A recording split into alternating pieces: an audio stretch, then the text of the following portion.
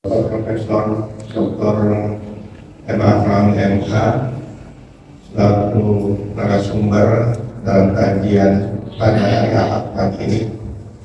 Bapak Ibu hadirin jamaah salat subuh Majelis Al-Ikhlas Rahimahullah, pada pagi hari ini sebagaimana biasa kita akan mendengarkan kajian tentang akhlak tasawuf yang akan disampaikan oleh Ustaz Profesor Dr. M.A. Ahrami M.A. dalam kajiannya akhlak tasawuf.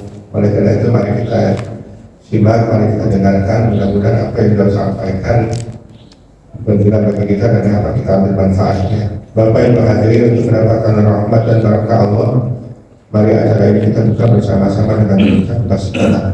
Bismillahirrahmanirrahim. Kepada Ustaz Profesor Ahrami, kami silakan.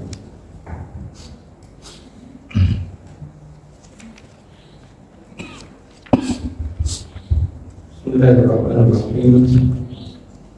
Assalamualaikum warahmatullahi wabarakatuh. Bismillahirrahmanirrahim.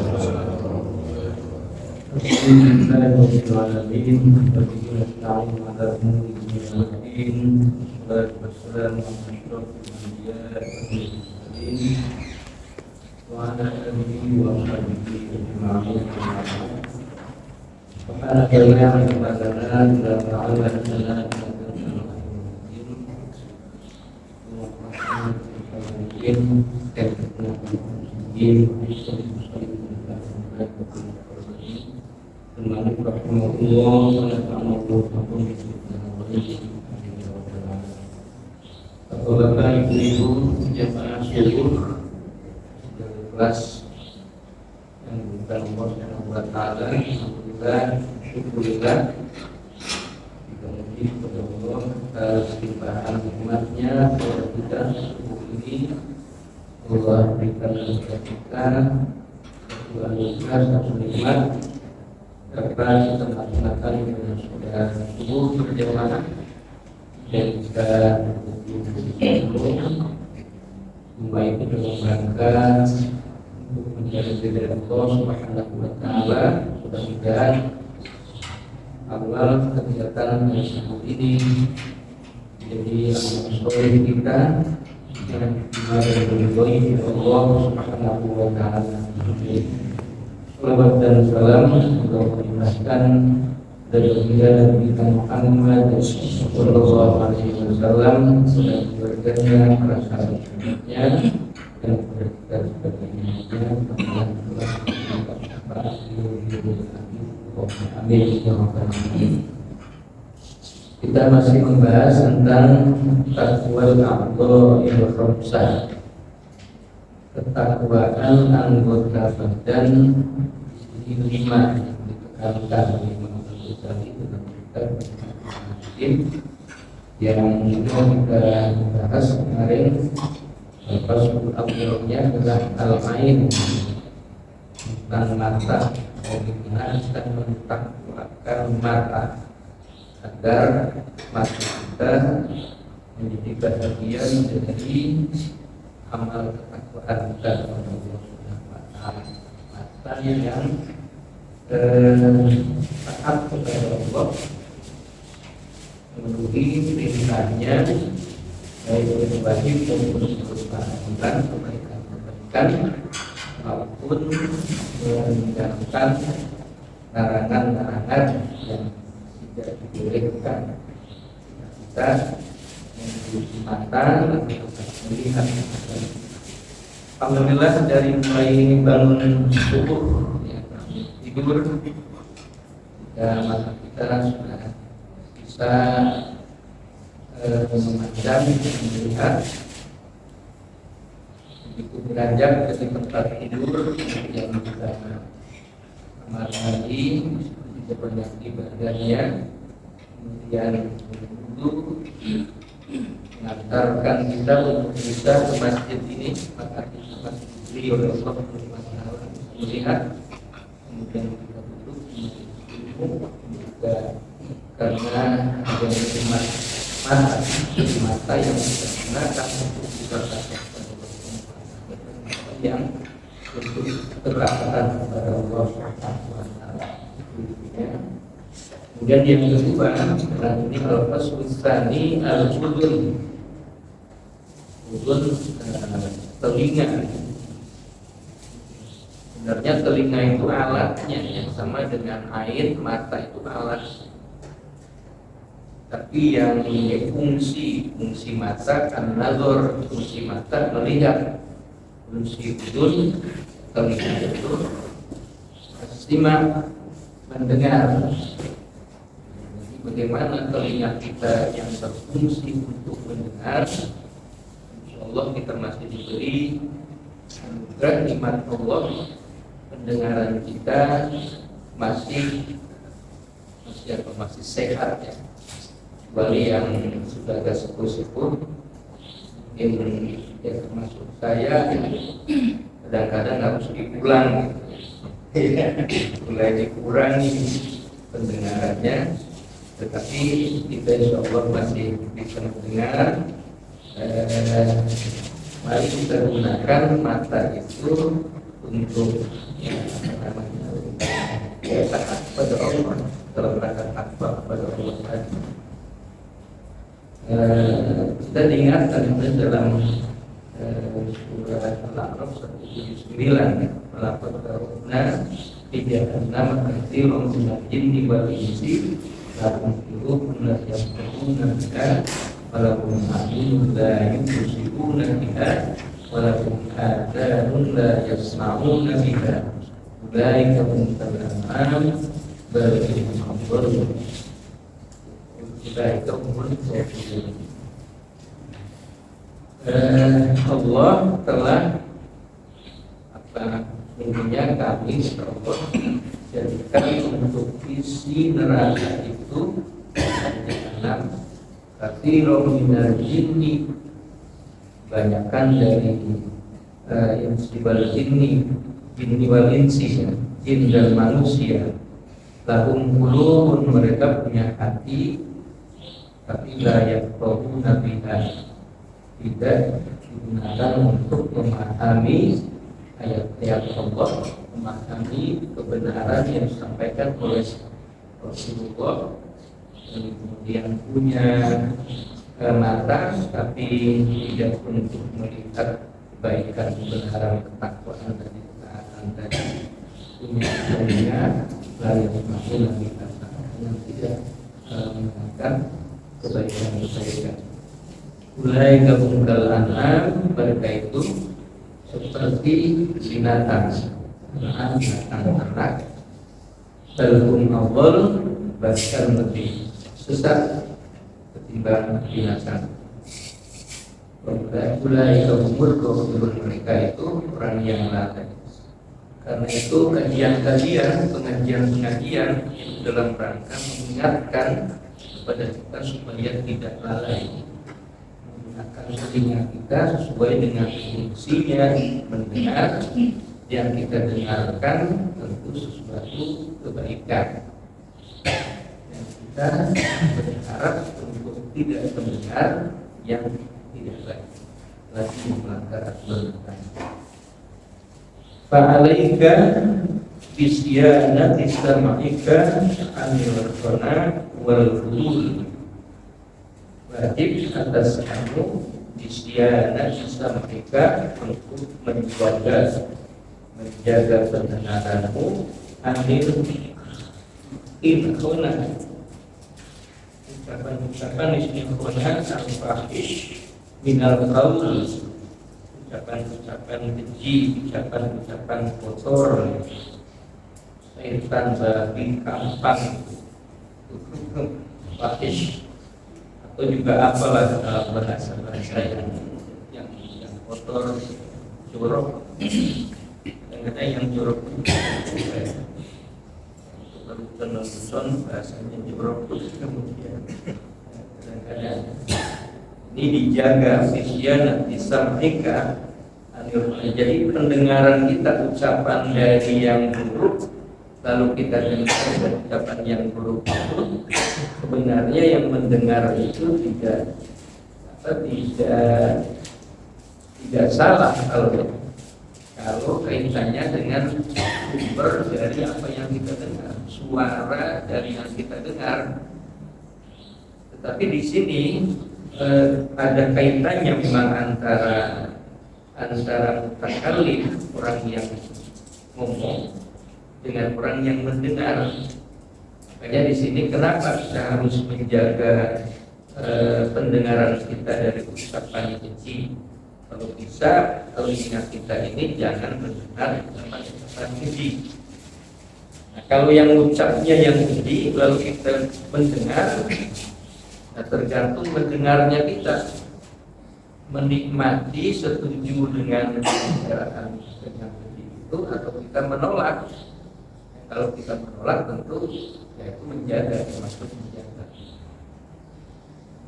Kalau misalnya ada orang yang menggibah, kalau hati kita setuju dengan gibah itu, sebaiknya lalu kita ya izin saja, meninggalkan anulah, mohon maaf, ya kalau buat apa gitu. Ya, supaya tidak mendengar gibah itu. Wal fudul, ini ada fudul. Fudul itu mendengarkan sesuatu, mendengarkan suara yang tidak diperlukan, yang tidak dibutuhkan. Jadi hemat mendengarnya, mendengarkan yang tidak dibutuhkan oleh kita. Kalau ngaji begini ini, insya Allah mendengar yang dalam rangka taat, dalam rangka takwa kepada Allah Subhanahu wa Ta'ala. Walaupun sambil ngantuk-ngantuk, ya masih dengar lah. Allah memberikan lah gitu ya. Segera masih dia pandang bahwa pendengaran kita digunakan untuk kebaikan. Jadi wal fudul di sini wal anil sana, wal fudul dari ucapan kotor, ucapan mungkar, dan dari mendengar sesuatu yang tidak dibutuhkan oleh kita. Wadadikal amrayn, demikian itu ada dua perkara dalam pembahasannya. Yang pertama, ahaduma lamma biya anal mustami syariful mutakallim. Saya sebutkan tadi bahwa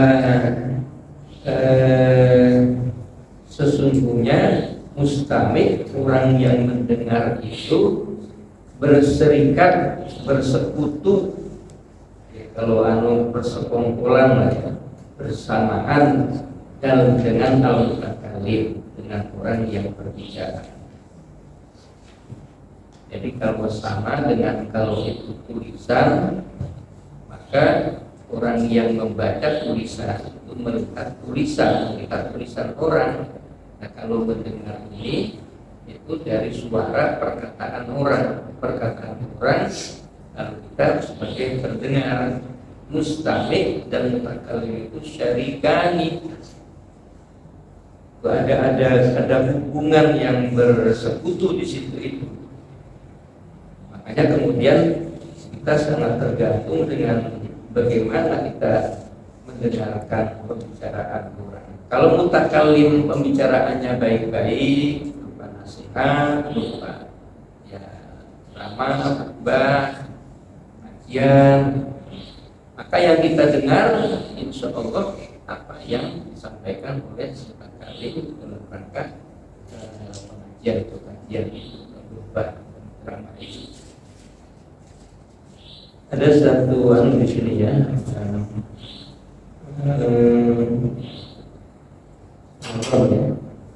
Takhayyar binat turki awsatuha waqad anil jahili al-muntani.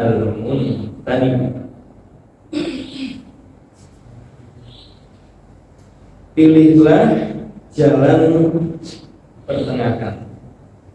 Jadi jalan tengah. Nah di sini ya dalam apa? Mengatakan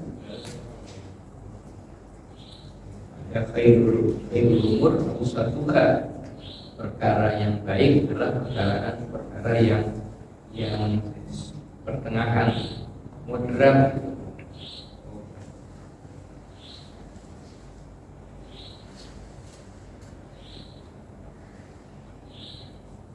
wabadi anil janibil muntabihi, dan lewatkan atau jauhi dari sesuatu yang meragukan. Jadi kalau ada kita pilih jalan itu jalan yang pertengahan. Jadi kalau yang meragukan tinggalkan. Pasang juga sun an sima'il qabih, dan pendengaranmu sun suara yang sun, jagalah an sima'il qabih, dari mendengarkan yang buruk. Kasaunil lisan, seperti menjaga lisan, anil nutqi bihi, dari ucapan yang buruk. Jadi mendengarkan yang buruk kita jaga, jangan sampai telinga kita mendengarkan sesuatu yang buruk, sama seperti kita menjaga lisan dari ucapan yang buruk. Fa inna sya'isda simanil qabih, karena sungguhnya kamu ketika mendengarkan yang buruk, maka syarikun liqailihi, Anda itu sedang berserikat bersama dengan orang yang mengucapkannya. Tapi maka ingatkan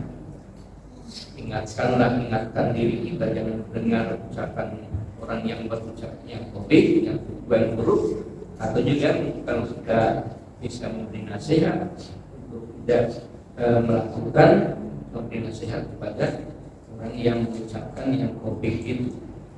Jadi kita ini ada mendengarkan, terdengar. Mendengar itu namanya fungsi dari telinga kita mendengar. Mendengar itu kita bisa mendengarkan orang yang ngomong, dengar suara orang yang ngomong. Ada yang mendengarkan itu ya bisa yang syarikun itu, yang bersekongkol itu yang mendengarkan disertai dengan hati yang setuju, menikmati. Ada hati sekedar mendengar, jadi terdengar saja, mendengar. Ada orang marah-marah gitu, ya kita terdengar. Baik, coba. Ya kalau kita tidak bersekongkol namanya. Kalau terdengar saja, yang menikmati tadi yang bersekongkol. Jadi kalau kita mendengar ucapan yang kopik, jaga telinga kita, jangan mau mendengarkan qaul qabih, ucapan yang jelek.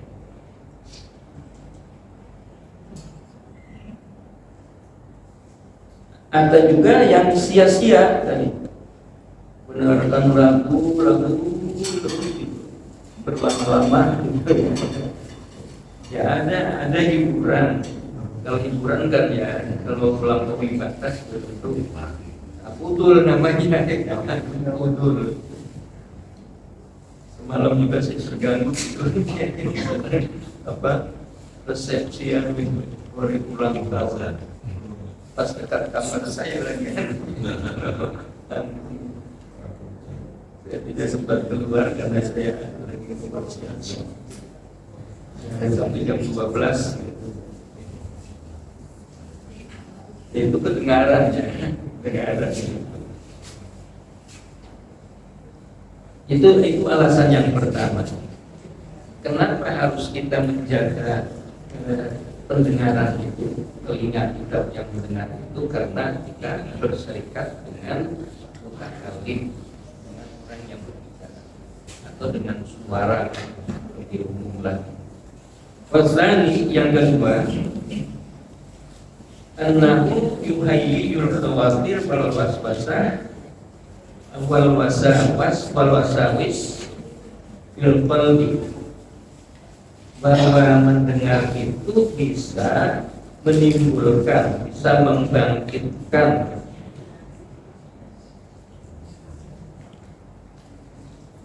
apa namanya al-qawatir fil qalbi. Jadi ucapan-ucapan yang kemudian bisa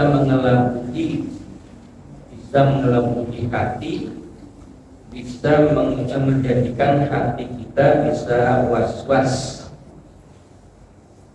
Memindalika yaqul istighol bil badan, dan yang kita dengar masuk ke dalam hati, apalagi pendengarannya itu buruk, masuk ke dalam hati, kemudian bisa dari hati itu ke anggota badan kita yang lain. Ada reaksi. Pamayak pemindalika lil ibadah syai'un. Kemudian itu juga akan masih kemudian sesuatu yang tersisa dari yang kita dengar, misalnya bukan begitu, menyangkut juga dengan ibadah kita. Terkadang memang sentuhan kepada hati kita, sesuatu yang tidak baik, itu akan terkesan lama di dalam hati kita itu. Bahkan mungkin juga timbul dendam. Mungkin kita punya pengalaman, kita pernah dimarahi orang, padahal kita tidak salah. Itu ingat itu, orang marah-marah kepada kita ketika kita tidak salah. Kalau kita dimarahi orang kita salah, ya harusnya nerima. Ini tidak salah dimarahi. Jadi pendengaran itu yang masuk ke dalam hati itu juga akan kemudian menimbulkan sekali-sekali, kemudian timbul lagi ingatan kita itu bisa menjadi kewaswasan hati kita. Maka ketika kita memaafkan kesalahan orang lain, mestinya sudah terbebas. Ingat tapi sudah kita maafkan. Kata Gus Dur itu ketika dilengsarkan, siapa yang melengsarkan Gus? Nah itu si anu disebut ya namanya. Apakah masih dendam? Saya tidak dendam. Apakah sudah dimaafkan? Saya sudah maafkan, cuma saya masih ingat. Masih ingat. Nah, ingatan itu makanya ucapan yang harus kita jaga itu juga masih diingat orang. Jadi saya pernah waktu dulu ada Posma ya. Posma itu sekarang di AK ya. Nah, jadi saya pernah menyangsi adik tingkat itu ya, yang sekolah itu suruh meneteskan lilin ke malam-malam di anunya itu. Bukan kalau di sini masih mending di sini. Jadi kemudian kan sudah sama-sama saya sudah lupa. Gak ada silaturahim, ini begitu itu. Namanya jasria. Saya dengan Kak Lami dulu itu pernah saya ditetesi lilin. Saya minta maaf. Saya sudah lupa ya. Saya sudah lupa dengan sanksi itu. Tapi yang disanksi rupanya masih dia guyon juga karena masih anunya. Jadi ingatan itu termasuk nggak ucapan-ucapan yang nyelekit itu dan masih diingat oleh orang. Walaupun kita sudah maafkan, sudah maafkan, sudah bebas dan insyaallah lagi. ثم يعلم أن الكلام الذي يقع في قلب الإنسان وسمعه بمنزلة القرآن الذي يقع في جوفه. Jadi disamakan, diibaratkan, ketahuilah Imam Al-Ghazali, sesungguhnya perkataan itu, perkataan yang kemudian masuk ke dalam hati orang, dan pendengarannya kan masuk ke dalam hati itu lewat pendengaran. Pembicaraan orang lewat pendengaran masuk ke dalam hati. Itu sama